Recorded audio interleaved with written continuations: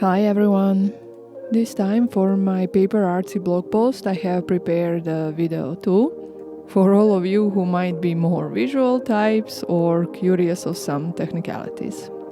Either way, I hope you will enjoy my process.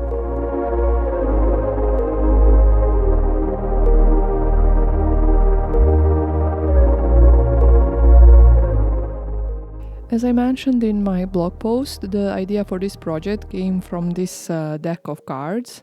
Actually, it's two different decks of cards, but neither of them is complete. They are nothing fancy, you can see they have some corporate logo on the back, so I thought to make them prettier. For a couple of blog posts, PaperArtsy has decided to focus on the designs of JoFY.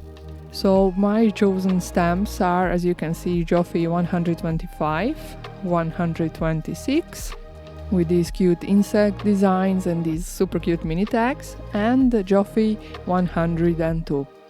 And from this one I will mostly use this block of text. Now I wanted to cut out these cards in the middle so they would have a window, but I still didn't decide how to cut out that window. First idea was to use some metal dies. As you can see, I have prepared here two, one with the deckled edge and the other with the stitched frame. And now I'm going to run them through my physics machine. As you can see, here are the results, but to be honest, this was not exactly how I imagined them to be. The deckled edge cuts a bit too much, while the other one a bit too little compared to at least what I imagined. So I have decided to cut them out myself by my own imagined measurements.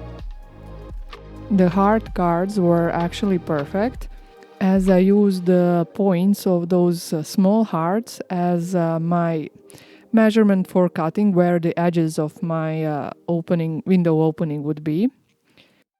Now here I was a little bit foolish and making life complicated for myself. I thought to cut cards one by one, and by the measurements of one card I would cut the other one, but soon I got smarter. I attached two cards back to back, so I would always cut two of them at the same time, and this way truly much less fuss. And among the two cards which I attached, there was always one which was hearts, so I would easier follow the measurements for cutting. Here what I'm doing is with a simple graphite pen, I'm sketching in the lines where I was going to do the cutting, but honestly that was an unnecessary step because I could have just followed the points of the hearts using my craft knife. Anyway. Still, it wasn't a big deal, just a little bit waste of time. I repeated this whole process for 5 times, even though I planned to make only 3 or 4 cards. I just thought that I might mess up one, so just to be safe. And here is how they looked at this point. But now I wanted to make a filler for the window, so I chose this paper pad. It's a really old one, back from the day when I was just starting mixed media. The reason that I chose this paper is that first, the quarterly topic on the PaperArtsy blog is typography, and these paper all featured some kind of text, but on the other side the paper was blank, which was actually a perfect for me in this case because I wanted to have a blank paper on which I could do stamping. Here I was just trying to map up which part of paper I like and which I want to cut out to place between two playing cards. This was important because this part which I cut will be visible between the two cards.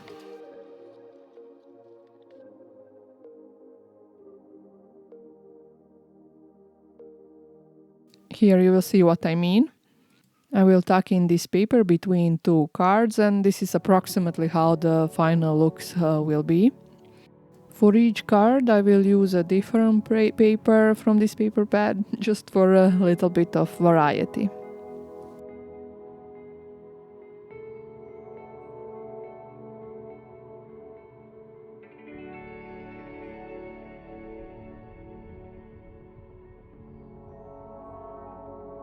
Now that I have cut out the papers to size of my artist trading cards, I will do some stamping. As I said before, I will work only with PaperArtsy stamps designed by JoFY. And here I need to sketch out or mark in where I should do my stamping, where my image should fit in. For that I'm using again just simple graphite pencil. As you can see, I have marked the edges of the window. Just so everything would be perfect, I will use a stamping platform. But now, one important detail. This stamp which I have chosen is two little insects framed by a tag shape. Now, I really like those insects, but for this case I didn't want the tag outline, so I needed to figure out a workaround. Of course, one way to do so is to use masking tape. But the other one is, like me, to use a brush pen. This is Pigma Micron brush pen in black color, and just go over the areas that you want to be stamped. And this is why the stamping platform was really important, because sometimes with this method you can get some imperfect stamping, though I was lucky this time. Now I'm repeating the same process for the second insect. Here you have to work relatively fast before the ink dries on the stamp, but still you have some little time, so no need to panic and rush.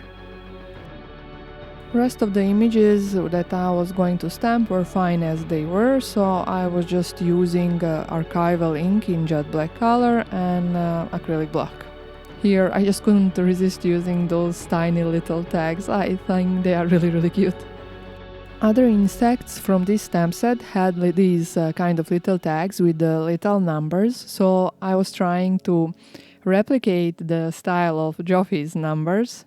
Here I'm just taking a look and trying to imitate a bit. Not 100% successful, but still it worked just fine. For this, once again, I'm using Pigma Micron in black color as it has permanent ink.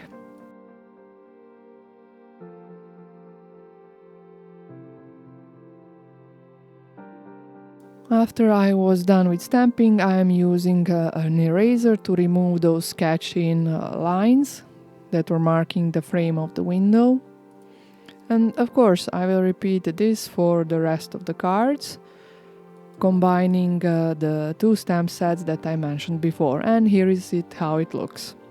So of course the next step was to color my images. As the paper on which I did stamping was very lightweight, I decided to use colored pencils, as I think any heavier medium might have reacted bad with paper. And anyway, here is it, my colored images, but now let's put some extra effect. This is art by Marlene, special effect Glamour glitter in gold color, and I am adding it only over certain parts of the images like the wings and such, just for some additional interest. In this video I didn't show you my coloring process, but if you wish to learn more about coloring and various coloring mediums that you can use in mixed media, I have a separate video on that, and I will leave the link for it in the description box down below.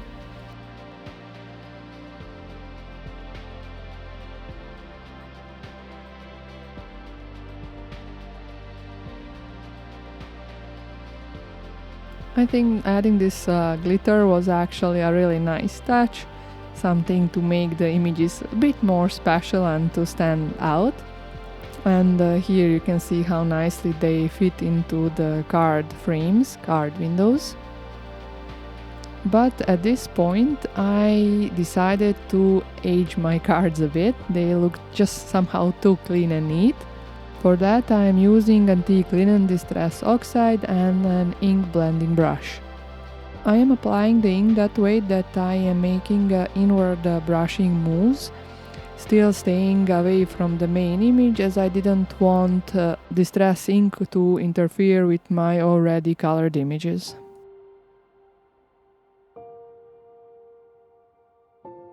Now of course I have to repeat the same process for the back of my paper and card itself.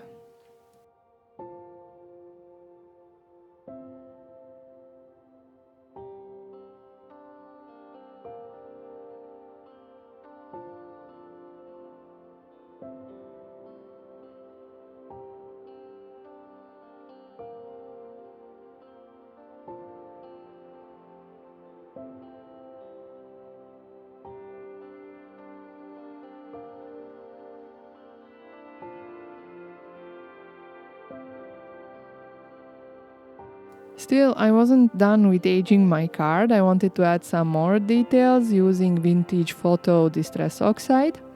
First, I will apply some ink on the edges of my window and the outer edges of the cards. But then, using the same ink, I will do some stamping as well, as you will see soon. For stamping, I will use PaperArtsy stamp set JoFY 102. And as I mentioned on the beginning of this video, I will use only the text part of this stamp set.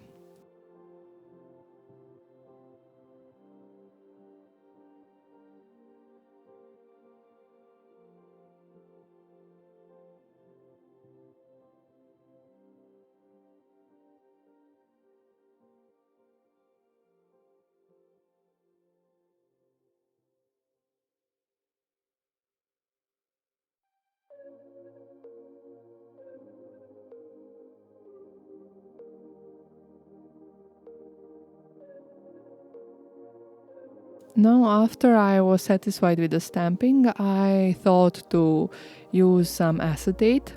I decided to use it only on the side with image, but of course you can use it on both sides, or you can skip it entirely, just depends on the taste. So as you can see, my artist trading card sandwich was something like this. One plain card, paper which was on one side with text, on the other one it had stamped image, acetate, and the second plain card. So of course now what was left to do was to properly align all these elements and adhere them.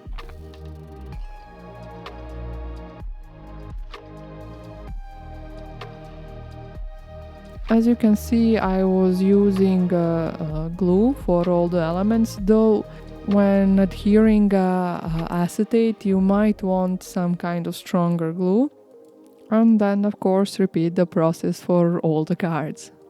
And obviously when the cards were nicely adhered, I will remove this blue masking tape. While showing you the assembling process of my first artist trading card, I would like to use this opportunity to mention two things. First, that you can find the full list of the supplies that I have used in the description box down below. I also provide affiliate links that you can use without any extra cost to you, but still help me get some earnings with my videos. And second, that I want to say thank you for all of you who subscribe to my channel and leave me really beautiful comments and likes, and also to ask those of you who haven't subscribed yet to please do so, as your support really means a lot to me and keeps me going. Oh, and I almost forgot. If you want to read about my process or any other blogs related to JoFY stamps, you can find them over at PaperArtsy site at their blog. And I promise there you can find so much more beautiful inspiration. Anyway, as you can see, my first card is kinda done, so I will repeat the whole same process for the rest of the cards until they look like this. But of course, I couldn't resist adding some more details. I will use this beautiful die set from Sizzix and Team Holtz to make some additional embellishments. As you can see here, for each card I made one. And that was the last step for these cards. Thank you very much for staying with me. I hope you enjoyed both my project and the video, and I wish you a very nice crafty day. Bye!